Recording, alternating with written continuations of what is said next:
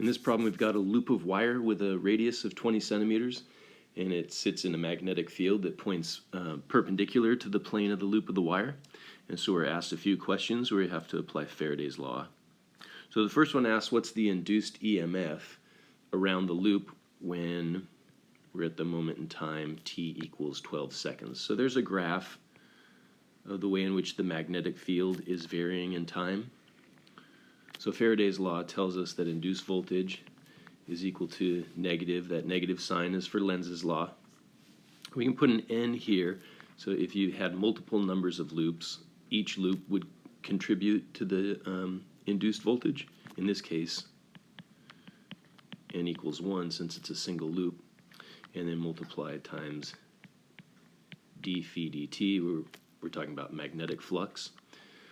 So if n is equal to 1, and the negative sign is just there to remind us we have to consider the fact that the direction of induced currents are going to oppose the very change in flux that makes them in the first place, then we're really focused on this term, d flux dt. So the EMF is equal to the derivative with respect to time of the dot product of magnetic field and area, which means it's d dt of b a cosine theta. So in a way you could say there's three ways in which you can induce voltages. There can either be a rate of change of the magnetic field strength, there can be a rate of change of the area, or there can be a rate of change of the angle between them. So we've seen examples of this before when we derived the equation for the output voltage of a generator. I think we've seen rate of change of area. That's the motional EMF problem. As this rod moves to the right with some velocity, the area increases, and that produces some change in flux that generates voltage. So here's a problem where we get to focus on having a rate of change of magnetic field. So in this problem, theta is 0 degrees, so cosine theta is equal to 1, so we don't have to consider that. The area is constant, right? In fact, the area is the area of a circle. It's just pi r squared. So we have the EMF is equal to the area multiplied by the time rate of change of magnetic field. And so the graph shows us that from 0 to 5 seconds, the magnetic field is increasing. And then from 5 seconds to 15 seconds, the magnetic field remains constant, so there should be 0 induced voltage during that time interval. And then the magnetic field is reduced and actually even reverses direction from 17 to 18 seconds. So our answer to A, what's the induced EMF at a time of 12 seconds, where 12 seconds might be about here on the graph, and at that point, dB dt is 0, so our EMF is 0. Okay, easy stuff. Part B, what's the induced EMF at a time of 3 seconds? So at 3 seconds, maybe about right here, I think we can think of dB dt as the slope of the graph. So if we can find the slope of this entire line segment, then we have the value of dB dt. So I'll pick that point and that point for calculating the slope.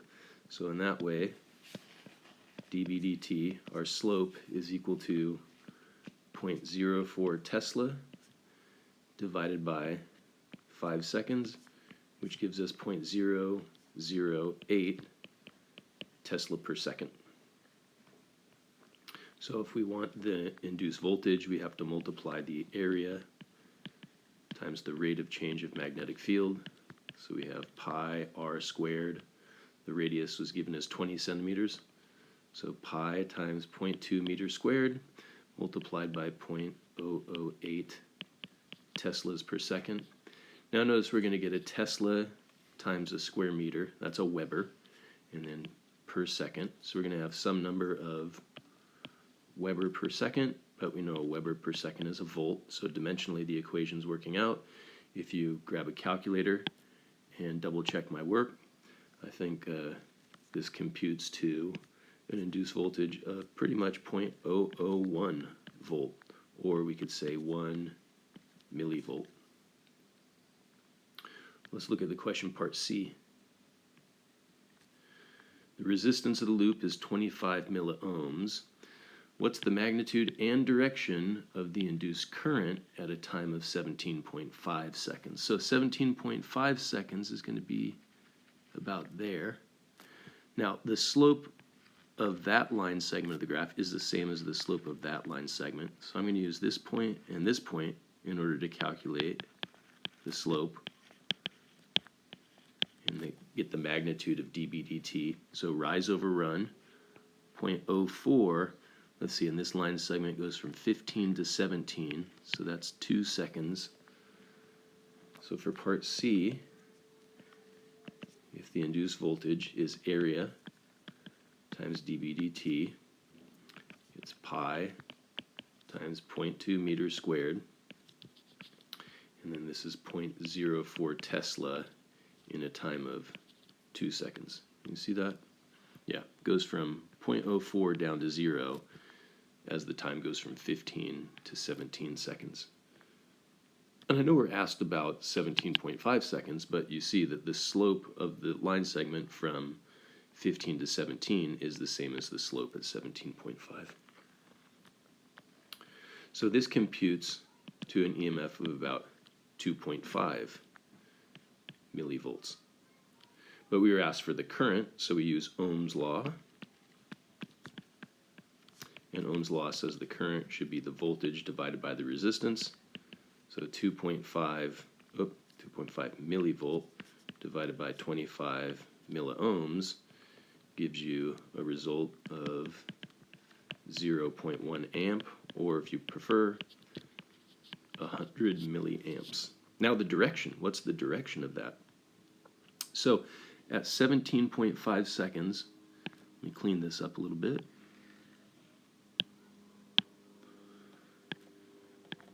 Yeah, at a time of 17.5 seconds,